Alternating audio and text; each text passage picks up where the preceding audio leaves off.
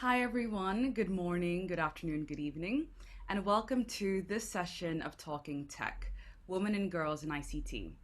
My name is Loyce Witherspoon, and today I'm very excited to have a discussion around tech and technology careers with Joanne Wilson, Deputy Director of the Radiocommunication Bureau at the ITU, the United Nations Specialized Agency for Technology.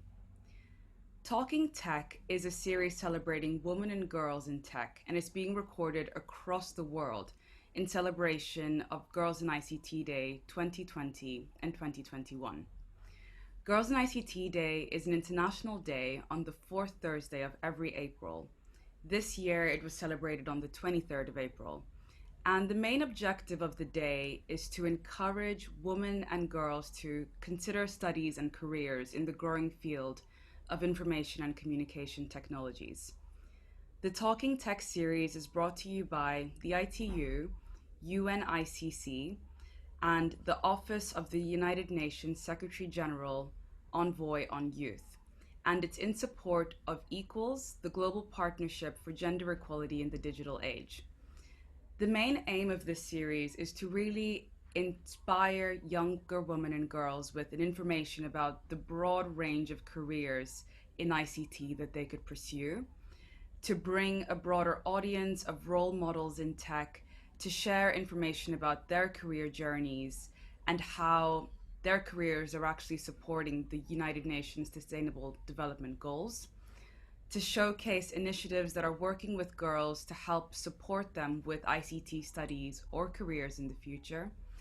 And finally, to provide young women and girls with a leadership opportunity to represent and promote girls in tech organizations that they're involved with to the broader international audience. So, with that, Joanne, welcome. It's a pleasure to have you today. Thank you. It's a pleasure to be here. Thank you. And before we jump into your career and what it looks like today, I'd love to actually go back, stroll down memory lane, and learn a bit more about your childhood. What were your dreams at the time, and what did you imagine yourself doing in the future? Oh my God. So, so I grew up in Washington, D.C., was middle class. My mom, before she moved to D.C., she had been a school teacher, but when she moved to D.C., she started working for one of the government agencies, actually the bureau that handles the statistical abstract. She was one of the editors for the abstract. They do a census every year, so she worked for the Census Bureau. And my dad was a fireman, and I had one brother who's older than me, and he's a musician. And I was the one who was devoid of musical talent. but I was very good at math and science. I told a story when I gave a talk at a UN program celebrating girls and women in science. And I mentioned there that I think one of the most important things that happened in my childhood was that the elementary school teachers started a math club and invited all of the best math students.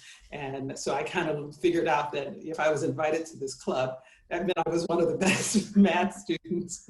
And it kind of opened my eyes to that this is where I had some talent. So, and I think in general, people like to do what they're good at, and they get good at things that they like to do. So it's a positive spiral. But anyway, so I went through DC public schools.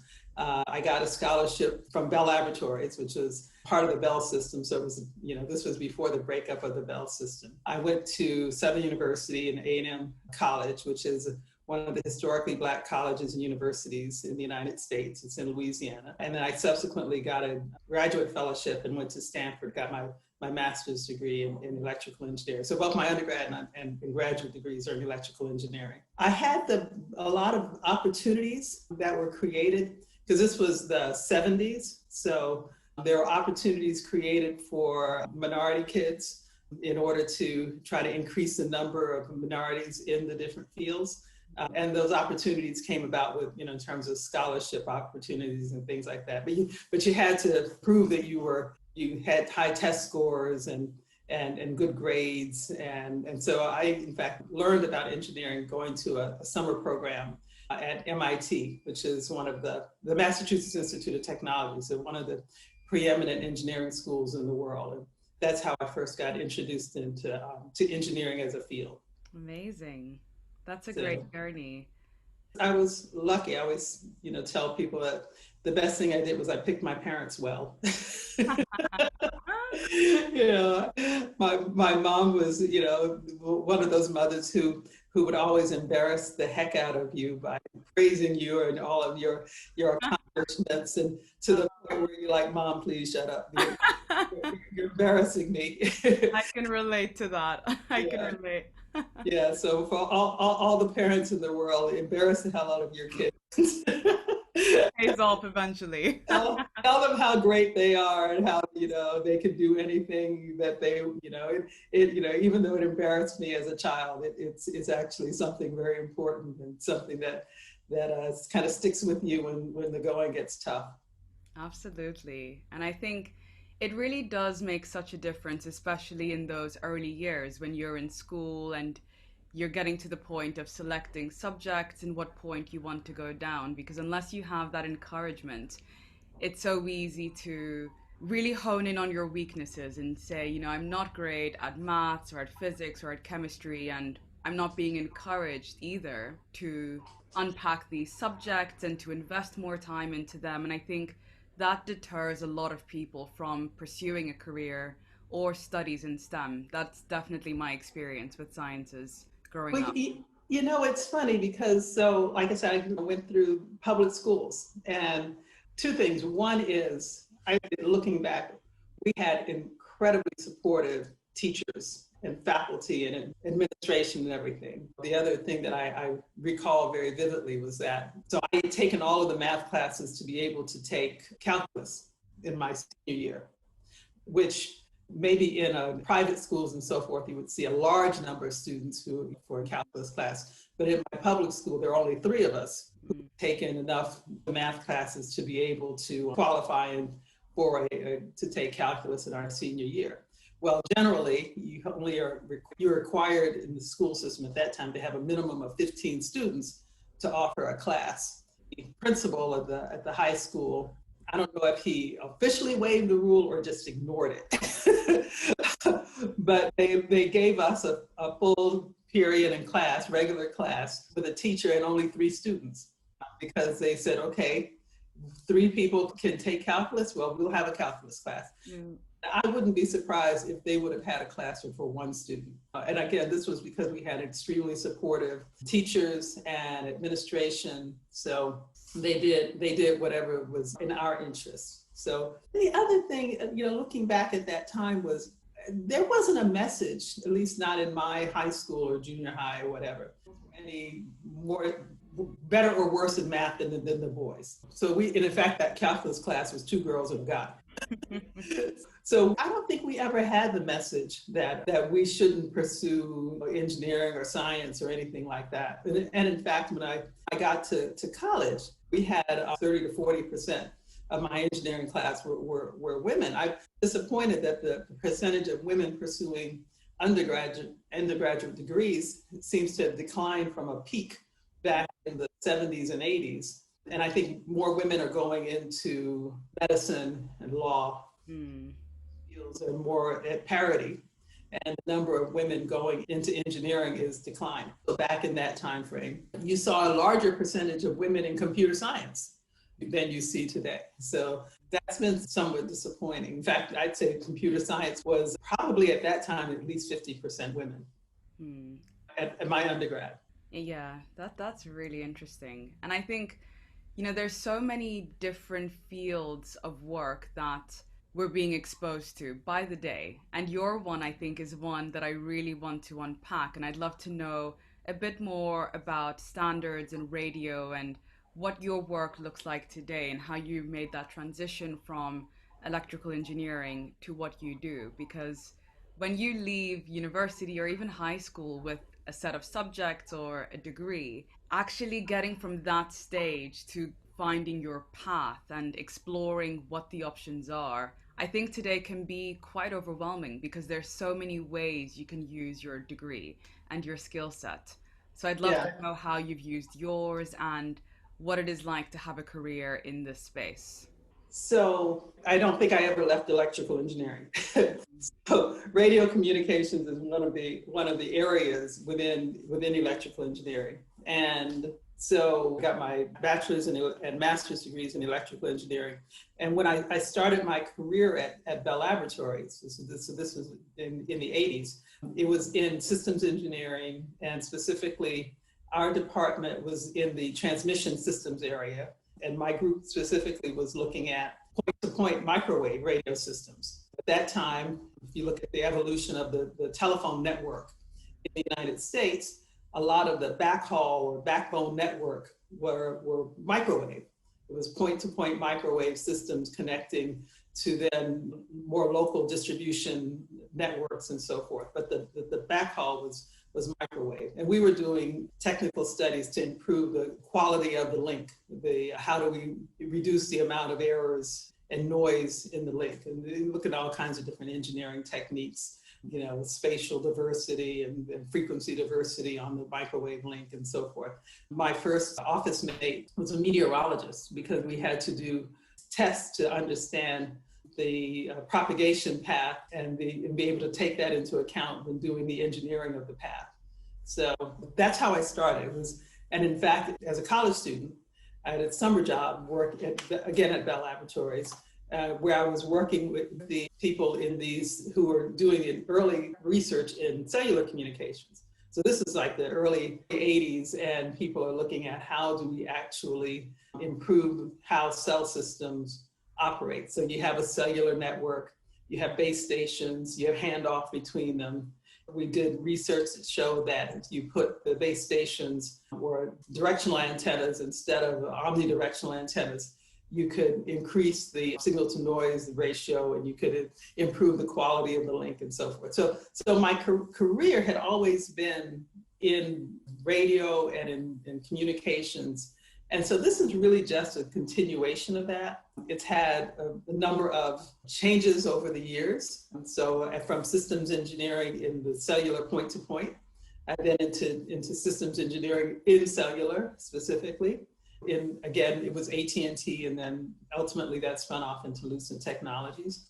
And then back in the early 90s, we came to appreciate how much the business was impacted by standards and regulation. And so that's when I started coming to the ITU and participating in the meetings here. I also started working with our government affairs office in DC as they were trying to influence US policy around at that time, the PCS was the spectrum allocations that they were going to be making. And the question of the day was, do they adopt the standard, or do they allow the companies to do that? So again, my career has always been in some form of technology, radio communications, mostly starting with systems engineering and then ultimately going to looking at the intersection of technology and policy and regulation. And that's when I started becoming involved in the ITU. Hmm. And I'd actually love to jump into that piece in particular, because when we had our pre-interview conversation, something I found really interesting about your profile is how you've married the technical and the social. And you explained that in your university years, you, alongside studying engineering, took quite a few social science classes and now have weaved into the space of technology and policy in your career currently. So how would you encourage women and girls that are considering a career in tech to exist at that intersection? Because we see such a huge promotion of STEM fields of study and careers, and often that social and emotional intelligence side is put to the side. So how can we create careers that really weave together these critical parts? So I think there are several things that we could look at. First is every young woman should find her passion. One of the reasons why I think a lot of women have gone into medicine is because of their desire to be helpful, to do good, to take care of, nurture people's health and well-being. So they go into medical fields. And so I think if you look at technology, we want to believe that, and in fact, the reason I prefer communication versus other fields that I could have gone into as an electrical engineer, because I had the belief that the outcome of my work would be to the better of mankind. Because I went to graduate school at Stanford. At that time, staying out in California, this sort of before the Silicon Valley tech boom, and there was more defense. And you could stay there and you could develop a missile system. And I didn't want to work on something that ultimately, killed people. So I would rather work on communications because of the notion that improving communications globally would be ultimately a good thing that I could feel positive about the work. But there's positive aspects that you can find in all kinds of things. So I think first of all is finding, technically what kinds of areas of interest spark your imagination. What is it that if you're working on, you lose track of time doing? Where is it that you find, like say, you find your passion? That's the first thing. The other thing that I think is, I think we use our communication skills and our empathy and our emotional intelligence in general in the way in which we work, because we have to work together with others. And if you want to be, what's the saying, if you want to go fast, go alone. If you want to go far, go together. So if you want to have a successful career, you have to be working well together with others, part of a team, part of a group, a bigger, broader mission. And that's one of the things that I've always sort of enjoyed about my career is the opportunity to work together, particularly here in the ITU, but even well before that, in a global environment. You get to work with people from all over the world, and establish friendships with people who are all over the world, and enjoy understanding different cultures and being able to work together in a collaborative way. Because even if you're competing with people in terms of your business and my business have different objectives, we have to come together to reach agreements. We have to be able to ultimately approve reports, recommendations. We have to figure out and agree on how to revise the radio regulations. We have to come together and plead our side of a debate, but we need to do it in a manner that remembers that this is not the last debate that will ever happen. And today's adversary on one particular area is your colleague and partner and collaborator in another area. And so it's not a win at all costs. It's a how do we together work things out and negotiate. And then I think those are all soft skills. Yeah. So those are soft skills that are best married with having good technical competence. So I think it's the two of those together. Be good at what you do in terms of as an engineer, as a scientist, as a computer scientist, strive to be excellent at that, but at the same time, understand that you have to work together with people. And so hone also those soft skills, the ability to listen, to understand, to empathize, to find commonality and to try to reach agreements. I couldn't agree more. And would you have any suggestions or advice on how someone with that technical background can develop their soft skills as they enter the workforce? Because it's not a given. It definitely is not a given, as you've just mentioned and laid out. Even if you're just a matter of playing sports, and other kinds of things where you work together with others. So I'll share, in addition to all of my hard work in my career, on the side, I'm pretty much a sports fanatic and gym rat. And some years ago, I started training at my school. I was doing first I was doing the aerobic classes, and that one thing led to another. I started to do the boxing, the kickboxing. Next thing I started taking Taekwondo. Fast forward a few years, I got my black belt, and then I became an instructor at my Taekwondo school. So now I'm a third degree black belt. That's incredible. In Taekwondo. Now, now you think, oh, this is somebody after, after their day job, they go to their Taekwondo school and they teach kids how to kick and scream and fight each other. But but let me just share with you that we also teach people how to work together. In terms of, yes, you spar, but you don't spar out of unhappiness or anger or whatever. It's a competition, and you're looking for technique and skills and so forth. And at the end of the day, you embrace your opponent, and you bow and shake hands, and I've seen incredible growth of character, something that is a mutual skill and respect that you develop for each other, and of course, also courtesy and integrity and all those other characteristics that we try to develop in our kids. So some of these things you don't have to learn in school. You can learn on the playground. You can learn at your Taekwondo school. You can learn playing soccer, or I guess they call it football here in Europe. We call it soccer. You can learn it on the basketball court or on the tennis court. So. Or whatever field. So I think being a diverse, all-around person, you'll develop all of those skills. Definitely, and I think and it's a lot more fun than taking a class. That's for sure.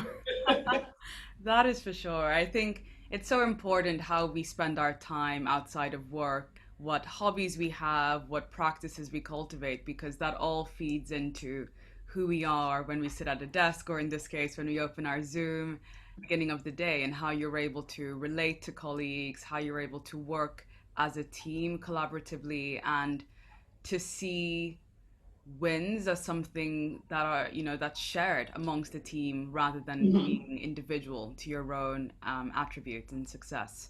So I think that's a really good lesson for listeners, to really cultivate rich lives outside of work and outside of school, depending on what stage of life you're in, because it all feeds into the betterment of yourself and your ability to work collaboratively on any team situation. Yeah, I'm having a hard time these days not following the Tour de France. And even though it looks like, at the end of the whole thing, you'll have a winner and, a couple of runners up and so forth. What you have are teams. You have an incredibly collaborative and competitive environment where people are working together, and then they're competing with each other. Breakaway, the people in the breakaway are from different teams, but for this period of time, they're working together until they stop working together. And that's life. So maybe dovetailing on that, speaking about competition and collaboration, how, in your experience, have you made space for individuals, women of color that look like you and have had similar experiences, to have an opportunity to share in your success? How have you made sure that with the acclaim that you've risen to in your career, that other women are being lifted up in the process? At one level, as a manager, okay, so you want to be able to do a good job managing people. At the same time, sometimes you're looked at as a role model, and you need to accept that role and be a mentor, and try to help people. And sometimes even if it's not a formal mentorship role, sometimes it's good just to. I remember having a meeting with one of the people in my department. Actually, it wasn't someone in my department. It was just someone who was in the meeting. But then after the meeting, as I perceived that they weren't happy with the way the meeting evolved, it's like, let's go have a cup of coffee. Yeah, and a cup of coffee is a great opportunity to have a heart to heart. And it was funny. It was a woman who felt like that she needed to be invited into giving her opinion. And I just shared with her that, quite on the contrary, and we all needed her to bring everything and not worry about whether or not it was going to be, if you can communicate effectively what you want, don't worry about the fear that people have. A lot of people judge whether or not is what I was going to say be accepted or not. And reality is that if you don't say it, two things. One is it's probably something that needed to be said, no one said it, and the whole group together was diminished. Mm. Someone later on says it, and they get all the credit. Yep. And so part of it is just also feeling a sense of confidence that I'm going to put this out there, and and you can even put it out there in a way that it's you can ask a question as opposed to make a definitive statement. Mm-hmm. And so there's some techniques that people can use in order to feel more free to express themselves. It's like, it seems to me that, or have we considered, or is it possible that, or ask the question, have we taken into account? So as opposed to, this is wrong. I'm not sure. So you can ask questions and you can make statements in a way that allows the idea to get out there without having and I wish men would do it more too. And I think oftentimes men are just as vulnerable to not wanting to appear like they don't know. And so we'll often also not ask questions or not, make statements or whatever. I think oftentimes the reality is the best thing we can do when you get older or further up in your career is to be helpful behind the scenes, helping someone, having a conversation with them, positive and reinforcement. I remember hearing a long time ago, the manager, that that if you want your team to be terrific, you have to tell them that they're terrific. People live up to your expectations. So a lot of it is also just being the kind of manager that you would want to have had, and also being able to identify when someone's having a challenge and talking to them behind the scenes afterwards. Let's have a coffee, let's get together. And then of course, the other thing is when you're in a higher position, you have the opportunity to be able to see opportunities that come up and maybe suggest that a certain person might be a good one for that job. Or the best thing that happened to me was someone high up in my organization liked me and decided that he would open some doors for me. And I could never repay him for all of the support he gave my career. To just try to do that for others. Definitely. Thank you for sharing that. The ability to gain that confidence to put yourself out there and to express your opinions. You're likely to have stakeholders that are more experienced than you, that maybe are more articulate than you. In the long run, it can lead to some beautiful synergies and opportunities that would otherwise never have come if you didn't raise your voice. So I definitely see the merit in that. And thank you for giving those opportunities as well to mentor and to share your experiences and uplift your team members and others around you, because it is definitely necessary. I think sometimes there's such a tendency to focus on the negatives in a team. There's always a challenge. There's always something that could be optimized, improved, streamlined. And in the process, I think you forget sometimes to celebrate those little wins that happen within the team because you're constantly in problem-solving mode. So just taking the time out to celebrate team members' successes of the team as a collective can do so much to just boost morale and encourage people to continue to doing good work. I think it's sort of a general thing in many organizations, and I particularly recalling back when I was in Bell Labs, back in prior to the breakup of the Bell system, the ivory tower days, where in that environment, the important thing was that it was more about excellence, okay? And so because everyone there was at a very high level, you could almost pick up the phone and call anyone who was a researcher in a given area. And you might have been like the summer employee and being able to ask them for help or assistance. Ryan Kernighan, who's like the inventor of C+, a programming language, was a Bell Labs guy. And and you could actually call him up and ask him a question. So a lot of times, I think we in the world, sometimes we take ourselves too seriously. I've seen it in very high performing environments where people put their egos, leave them at the door before they come into, if it's all about excellence, it's all about achieving a common objective and so forth. So you can work together, and it shouldn't really matter if this is a person who's new in the environment or a long-standing, highly prized technical expert in something. In fact, sometimes those are the most approachable people you can find. So I think we all just need to remember that we're human beings trying to do our best, and if we can put all of the egos and so forth aside, you can find that life in your workspace can be excellent because you enjoy the common challenges and working together and not struggling with hierarchy and perceptions of, oh, I can't talk to so-and-so, or, oh, they're at this level and I'm at that level. We're all somewhere in our lives, in the arc of our lives, in the arc of our careers. That's good advice. Thank you. Thank you for sharing, Joanne. And we're unfortunately coming to the end of our interview today, so I just would like to ask one more question. For a woman or a girl that's looking to get into tech or to transition into technology, is there any content you'd recommend in terms of books, podcasts, blogs, even Netflix shows, anything that you think that you're consuming that would be interesting for an aspiring woman in tech? I don't know, of course, I'm a big fan of the film Hidden Figures, but that is a great film. Yeah, the thing I think is, and again, I go back to finding your own passion.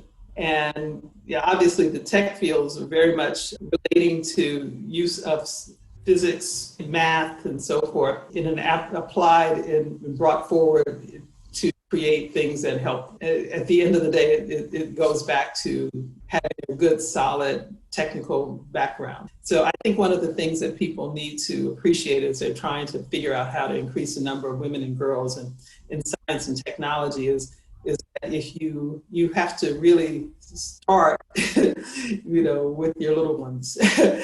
It's not something that you decide when you're in college. It's something that it's a path that you are on sometime starting in elementary school. So you don't want to pre-program kids, but you want them to have the opportunity to find out where their interest lies. And so, and I go back to the teachers in my elementary school who started the math club, because the kids needed to know that math was fun.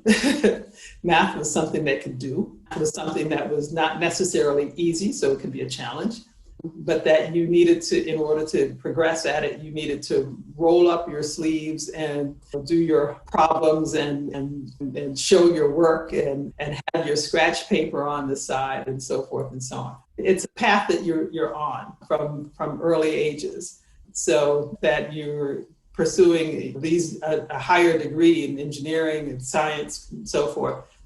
University level really is a continuation of what you started as a kid. And so I think as parents, we need to not enforce gender biases and stereotypes, but similar to my parents, be the little girl who's good at math and science, and at the same time the son who's good at music. That each of us could pursue what is our own passion. Once you're following your heart, you're doing what you're good at. Like I said, it's a virtuous cycle, and things will go from there. You won't need much more than that, because you'll be who you are authentically. Excellent. That's a great message to end on. Thank you so much again, Joanne, for joining us today. Oh, happy to be here.